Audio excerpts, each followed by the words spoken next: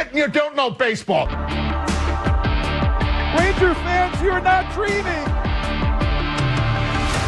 How can you not be romantic about baseball? How can you not be romantic about a swing-off in an all-star game? That was phenomenal. That was phenomenal theater, great television. In the National League, fresh off of three Kyle Schwarber bombs in. The swing-off goes, and they win the all-star game. Clutch. Very clutch. Very clutch. So what they did is they rolled out the BP pitchers. Whoever threw BP, I'm sure, before the game. And, each team obviously gets, each player, got 3 swings. They named 3 players to do it. They were all players that had been in the game in recent innings. The guys who started, for those wondering why Ohtani and Judge and Acuna and Cal Raleigh were not in the home run derby at the end, the swing off, it's because, let's be fair, they most likely were not at the game. They had already gotten showered. Tarek Skubal came out. He was in street clothes. They're not going to throw him out there in their, their loafers. My favorite part of the All-Star game growing up, and even though I think it's too participation trophy-esque, the part about including everyone from a team, except for not subbing Evaldi for DeGrom, is you learn about other players, especially in baseball. I need that. I know the least about really good baseball players than I do any other sport besides hockey. Give me the player last night that you learned the most about, or you're like, oh, this kid's a stud, this kid's got talent, I like this individual. Now, you love baseball more than I do, so this may not apply to you. I got to see the Miz pitch more than I had. Yeah. That was good to see. You know who I really liked and kind of went down a rabbit hole of after he was mic'd up in the outfield? Was Rooker mic'd up? No. PCA. Oh, yeah, Pete Crow Armstrong. Pete Crow Armstrong.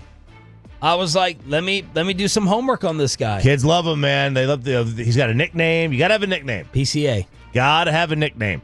He's going to wind up having, a really good, maybe a 40 home run, 50 stolen base season. That's going to be a really good year. And then, unfortunately, some of the athletics stood out as well. Some of these A's. Oh, yeah. I mean, Jacob Wilson is really good. Brent Rooker is really good. They've got some solid young players on this team. Rooker looked like he was going to be the hero in the swing-off. Yeah, he did. He had a pair of them, 2 out of 3. They're good. And the problem with that is that they might be coming into money here in a couple of years.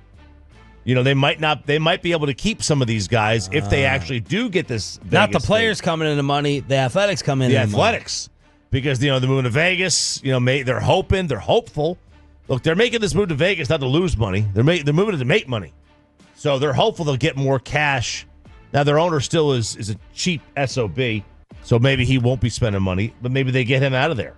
That could be another kind of talking point, but that was last night. And for those wondering why it wasn't Ohtani and Judge and Raleigh, like I said, those guys were likely gone. They surely were cold. They'd been sitting around for 2 hours. Because I'll be honest, that was a boring baseball game for a long time. Oh yeah, really boring. Part of the All-Star Game's problem, and I don't know what they can do about this, is that the guys you vote to see are gone by 8:15. Well, you talked about the over-under yesterday, and we're like, that's too low for an All-Star game. It's like 5.5. It's like, what are we doing? And it was 2-0 for the majority of the way. Right, and the pitchers have been so good, though, and that's because I wonder how many turned it off at 6-0 fan text. Did you turn it off at 6-zip? I mean, I was close. I left it on, but I was doing a Sudoku. A what? A Sudoku. Oh. Those number things. Yeah. Yeah. I was doing one of those. I was like, all right. Background. Let's just, background. If I hear Joe Davis go crazy, I'll look up and rewind. That's kind of the crux of it. But same. It's time for Instagram, man. All right, so a couple of things that took place. So one of these, that move, obviously, was a Rob Manfred decision. And there was another thing that was a Rob Manfred decision, and that was the automated ball strike system that we had in the All-Star game. that they implemented. And this is Rob Manfred on the Pat McAfee show talking about that ABS. And this is what he hoped was the precursor to bringing this to the league. We're gonna use it tonight. It's been used in the minor leagues for several years, and we tested it with big league guys in spring training last year. We're in a process directed at bringing it to the big leagues next year. The great thing about it that we didn't fully understand, the rendition on the board afterwards is like a fan-friendly. Yeah, like tennis. Yeah, the Hawkeye technology where it's coming in. Yeah, it's weird. I was actually out at the U.S. Open, and I played a lot of competitive tennis up through college. And really? You checked the watch? Yeah. I quit a long time ago, but I did play. Anyways, I'm out at the Open, and all of a sudden I realized there's no linesman. There's no linesman, but what had misled me is they're still showing the rendition up on the board, and it made me realize there is entertainment value in that rendition that we need to take advantage of. So I did think last night that when they showed, it was very quick. It was very quick when they showed the replay. I was like, okay, I can see how this is cool. And again, the problem is gonna be you are gonna lose somewhere along the way. Strike 3 of a World Series to end it. That's what you're gonna lose. And you're going to lose the jubilation because the immediacy. So we're never going to go to this just calling every pitch. It's going to be a challenge. Challenge system. It's you tap the helmet. Okay. If you're the hitter, you can tap the helmet. You tap your head if you're a pitcher or whatever. And once there's going to be limits to it. You can't have a million challenges. There's going to be limits to this. The operation of it was pretty good yesterday. It was fine. It was seamless, man. It was really, really quick. And they did this in the Atlantic League a few years ago, which is a minor league. And it was terrible. I mean, it was you had guys getting called for strikes, and because they had it with the umpire had like AirPods in, and it would just whisper to them, "Strike, it's a ball," and they would call it, and the guy's like, "What? The ball was in the dirt. How the hell are you going to call it a strike?" That would be my concern about it. Is you got to retrain yourself what a strike actually is. But I think it worked. I think it worked really, really well. And I also think the home run derby swing-off worked really, really well. Another Rob Manfred move, along with the pitch clock, along with the larger bases, along with banning the shift. Oh. And A-Rod had a comment saying that we should see Rob giving a speech before long at the Hall of Fame. I agree with you. I'm a big Rob Manfred fan, and I think he deserves a lot of credit. Little single-handedly, with the changes he's made the last 2 or 3 years to really save our game, he probably belongs in Cooperstown. But the reason why I like this, Colin, technology's made the game better. Anytime you make players and umpires more accountable, it's a great thing. Going back 10 years, that strike you see right there on the screen, 83% of the time, the umpires were getting it right. 10 years ago.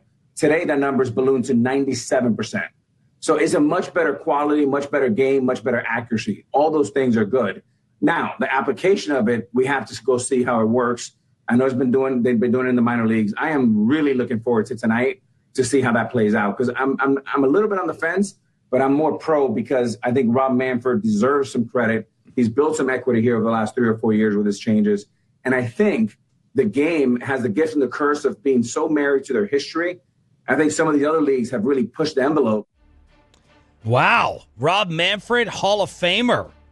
Woo. I'll say this. First of all, if the umpires are getting that call right 97% of the time, why do we need robots? Right? Just keep it the way it is. But look, the changes that he has made to the sport, I think most people think they've been solid changes. Yeah.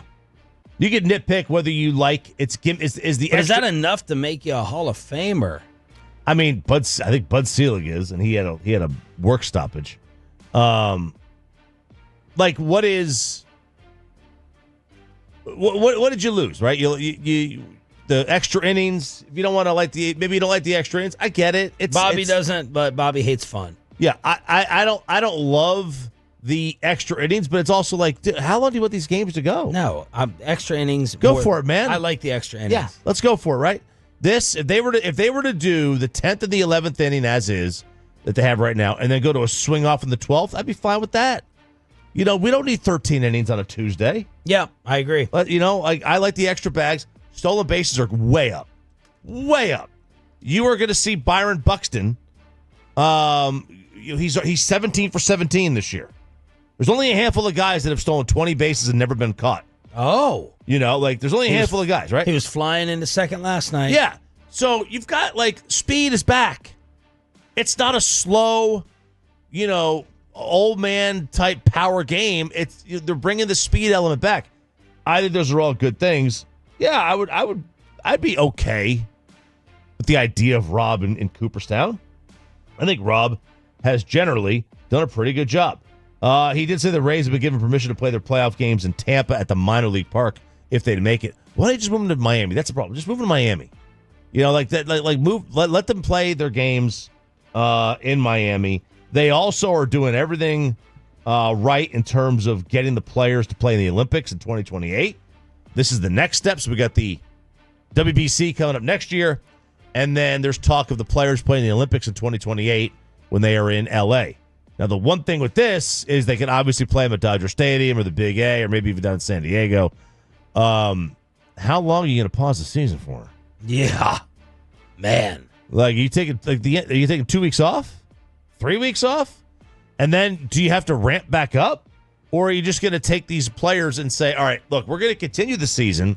You're going to continue the season without these players. All right, okay. I think a lot of teams have issues with that. Also, are you going to reduce games? You can say, okay, this year we're playing 150 games. Well, that screws the record book up. What if you got a guy at 60 home runs after 150 games? You're not going to let him play the final 12?